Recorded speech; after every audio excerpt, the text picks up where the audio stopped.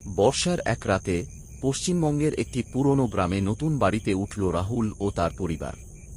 বাড়িটি দেখতে সুন্দর হলেও একটি ঘর সবসময় তালাবন্ধ থাকত। গ্রামের লোকেরা বলতো ওই ঘরে থাকা পুরনো আয়নাটি অভিশপ্ত। একদিন কৌতূহলবশত রাহুল তালা খুলে ঘরে ঢুকল। ধুলোমাখা ঘরের মাঝখানে দাঁড়িয়েছিল বিশাল একটি আয়না। আয়নায় নিজের প্রতিবিম্ব দেখে সে চমকে উঠল, কারণ তার পেছনে আরেকটি ছেলেকে দাঁড়িয়ে থাকতে দেখা গেল। পেছনে ঘুরে দেখল কেউ নেই। রাত বাড়ার সঙ্গে সঙ্গে অদ্ভুত ঘটনা শুরু হল।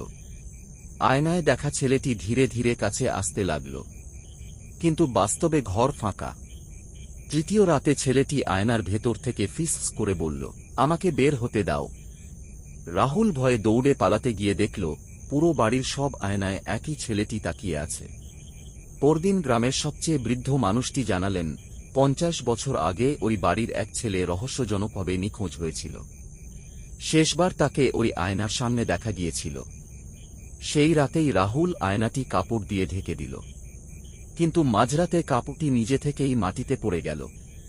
আয়নায় তখন আরেকটি নয়, দুটি ছায়া দাঁড়িয়েছিল। একটি সেই ছেলেটির, আরেকটি ছিল রাহুলের। পরদিন সকাল থেকে রাহুল নিখোঁজ। আজও নাকি সেই বাড়ির আয়নায় দুজন ছেলেকে দেখা যায়, যারা নতুন কাউকে খুঁজে বেড়ায়।